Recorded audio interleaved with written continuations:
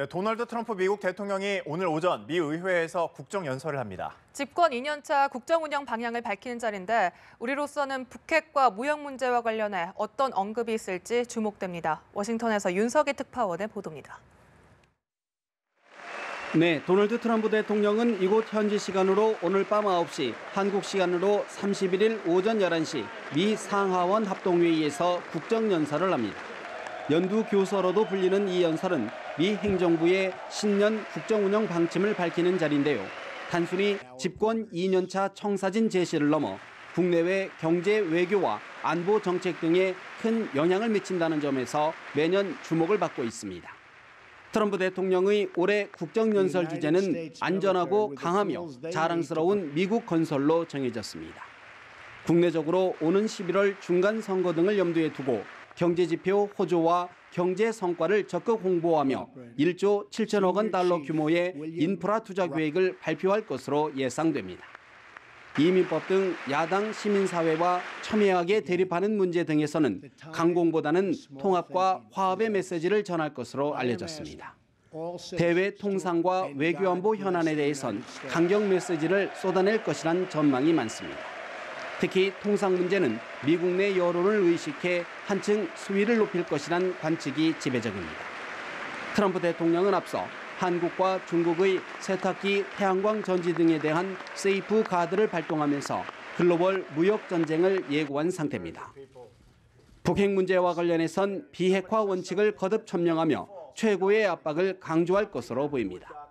백악관 측은 의회 연설이기 때문에 대북 발언은 초당적 어조로 할 것이라고 밝혔는데요. 신중한 표현을 쓰면서도 북한의 비핵화만이 미국의 목표란 점을 분명히 짚고 넘어가겠다는 뜻으로 해석됩니다. 일각에서는 트럼프 대통령의 돌출적인 언행으로 국정연설의 빛이 바랠 가능성도 제기되고 있습니다. 이미 트럼프 대통령의 강경 노선과 인종차별적 정책을 비판해왔던 긴즈버그 연방 대법관과 민주당 의원들이 잇따라 연설 보이콧을 선언했습니다. 지금까지 워싱턴에서 연합뉴스TV 윤석입니다. 네, 도널드 트럼프 미국 대통령이 우리 시간으로 오늘 오전 첫 국정연설에서 북핵 프로그램을 저지하기 위한 미국의 노력에 관해서 눈이 번쩍 뜨일 발언을 할 것이라고 CNN이 소식통을 인용해 보도했습니다. 소식통은 트럼프 대통령이 강력하고 심각한 방식으로 북한의 위협에 관해서 말을 할 것이라며 북한과 관련한 연설 내용이 언론의 헤드라인들을 장식할 수 있다고 예상했습니다. 이에 따라 트럼프 대통령이 오늘 연설에서 북한의 비핵화를 위한 최대 압박을 강조하면서 강력한 옵션의 사용 가능성을 경고할지 주목됩니다. 폴 셀바 미국 합동참모본부 차장은 북한의 대륙간 탄도미사일 ICBM이 대기권 재진입 기술 등의 측면에서 미 본토를 공격하기에는 아직 미흡하다고 평가했습니다. 셀바 차장은 강연에서 북한이 핵 미사일 프로그램에서 몇 단계 진전은 보여줬지만 ICBM의 모든 요소를 보여주지 않았다는 것은 사실이라고 말했습니다. 특히 대기권 재진입 기술 확보 여부는 불투명하다면서 북한이 이미 확보했을 가능성이 있지만 아직 증명하지는 않았다고 덧붙였습니다.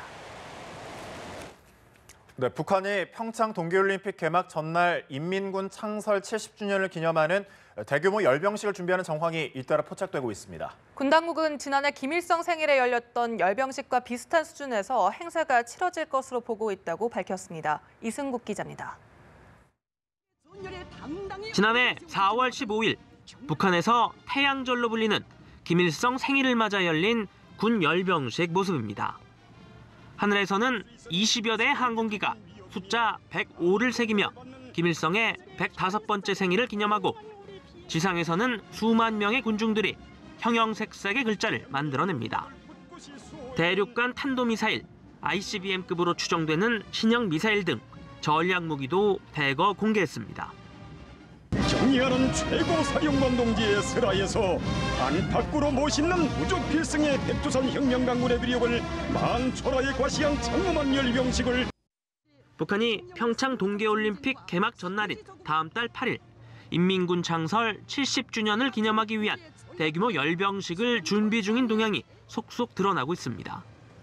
미국의 소리방송은 위성사진 분석 결과 북한이 평양 김일성 광장에서 본격적인 열병식 준비에 돌입한 정황이 포착됐다고 전했습니다. 군 당국은 북한의 열병식 동향을 지속적으로 추적 감시하고 있다며 열병식이 군사적 도발로 이어질 가능성 등 만반의 대비 태세를 유지하고 있다고 밝혔습니다. 통상 열병식은 작년 4월 15일 행사 진행과 유사한 패턴으로 이루어질 것으로 파악하고 있습니다. 군 안팎에서는 지난해 핵무력 완성을 선언한 북한이 ICBM급 화성 15형이나 신형 잠수함 발사 탄도미사일, 북극성 3형 등을 공개할 가능성이 있다는 관측도 나옵니다. 연합뉴스TV 이승국입니다. 네, 한편 정부는 금강산 남북 합동문화 공연을 돌연 취소한 북한에 대해서 유감을 표명했습니다. 남북 간의 합의 사항을 반드시 이행하고 남은 행사도 차질 없이 진행돼야 한다고 강조했는데요. 마식령 스키장에서의 남북 공동훈련은 예정대로 진행될 가능성이 일단은 커 보입니다. 임혜준 기자입니다. 정부는 북한의 일방적인 금강산 합동공연 취소 통보에 유감을 표명하는 전화통지문을 보냈습니다. 통지문에는 유감 표명뿐 아니라 남북 간 합의 사항을 꼭 이행하고 남은 행사도 차질 없이 진행돼야 한다는 정부 입장이 담겼습니다. 북측은 아직 추가 입장을 내지 않은 상황입니다. 정부는 남북 간 합의는 반드시 이행돼야 한다는 입장입니다. 이에 따라 마식령 스키장에서 남북 스키 선수들의 공동훈련이 예정대로 1박 2일간 열릴 것으로 기대하고 있습니다. 만약 차질 없이 진행된다면 평창올림픽을 계기로 한 남북의 첫 합동 행사입니다. 우리 측 스키 선수들을 포함한 방문단은 강원도 양양공항에서 정부가 제공한 전세기를 타고 북한 원산 갈마 비행장으로 향합니다.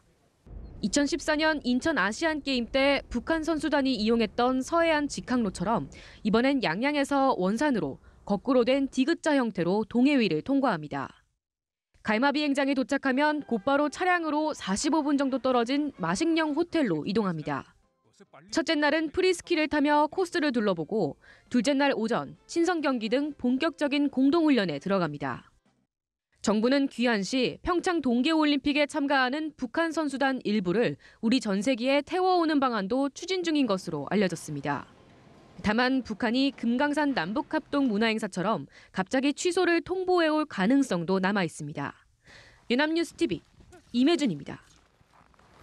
네, 북한은 금강산 남북 공동행사를 일방적으로 취소하면서 우리 측 언론 보도를 문제 삼았습니다. 북한이 이처럼 우리 언론을 걸고 넘어지면서 남북 합의 내용을 뒤엎은 건 이번이 처음이 아닌데요.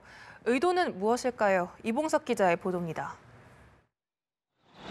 얼마 전 현송월 일행의 방남 일정을 중지한다고 일방 통보했던 북한은 이유는 밝히지 않은 채 당일 관영 매체를 통해 국내 언론의 보도 태도를 비난했습니다. 노동신문은 특정 신문사의 실명까지 거론하면서 역사의 오물통에 쳐넣어야 할 쓰레기 언론이라고 매도했습니다. 남조선에서 우리에 대한 괴뢰보수 언론들의 악선전이 도수를 넘어서고 있는 것과 관련해서 쓴 론평을 비롯한 남조선 소식을 싣고 북한은 금강산 남북 합동문화 공연을 취소하면서는 다음 달 8일 개최할 것으로 보이는 북한 건군절 열병식 관련 국내 언론 보도를 거론했습니다. 언론 보도를 꼬투리 잡아 남북 당국 간 합의에 재를 뿌리는 북한의 이런 행태는 남한 사회 내 언론의 자유에 대한 몰이해에서 비롯된 것이란 관측이 나옵니다. 실제로 북한의 평창 동계올림픽 참가를 합의한 이달 초 남북 고위급 회담에서 북측 대표는 남측 언론의 비핵화 관련 보도에 대한 불만을 엉뚱하게도 우리 당국자에게 제기했습니다. 겉으론 국내 언론을 겨냥하고 있지만 속내에는 우리 정부의 대북 접근법에 대한 불신과 비난이 담겨 있다는 분석도 제기됩니다. 국제 비핵화 공조나 한미 공조는 철저히 하고 있고 이런 전반적인 흐름이 북한이 당초 계산했던 것과 다르게 흘렀다. 이런 인식을 하고 있을 겁니다. 예. 북한의 의도가 무엇이든 향후 남북 협의 과정에서 비슷한 사태가 재발할 수도 있다는 우려가 나오고 있습니다. 연합뉴스TV 이봉석입니다. 중국이 유엔의 대북 제재 이행 강화 차원에서 북한의 기업들에 대한 폐쇄 조치를 한 것을 계기로 북한에서 영업하던 중국 기업들도 철수한 것으로 전해졌습니다. 베이징 소식통에 따르면 중국 당국이 북중 합작 기업에 대해 영업 정지 등의 강제 조치를 단행한 이달 9일 이후 북한 내 중국 기업들에게도 대북 제재 이행 조치가 적용되는 것으로 알려졌습니다. 이에 따라 북한에 진출한 것으로 알려진 화천 자동차와 조선 김평 합영회사 등 중국 기업들도 철수를 했을 것으로 관측됩니다. 화충닝 중국 외교부 대변인은 중국은 전면적이고 성실하게 안보리 결의를 이행하고 있고 우리가 져야 할 국제적 책임을 실천하고 있다고 강조했습니다. 최근 2달여간 외부 활동을 하지 않던 지재룡 중국 주재 북한 대사가 중국 외교부 신년회에 참석해 눈길을 끌었습니다. 중국 외교부는 어제 왕이 외교부장 주최로 외교사절을 대상으로 신년 리셉션을 개최했습니다. 지재룡 대사는 오랜만에 중국 정부 행사에 참석해 행사 도중 노영민 주중 한국 대사와 간단한 인사를 교환한 것으로 알려졌습니다. 베이징 소식통은 지재룡 대사가 행사에 나왔다는 것은 남북 관계뿐만 아니라 경색된 북중 관계도 올해는 풀어보겠다는 의도로도 볼 수 있다고 밝혔습니다.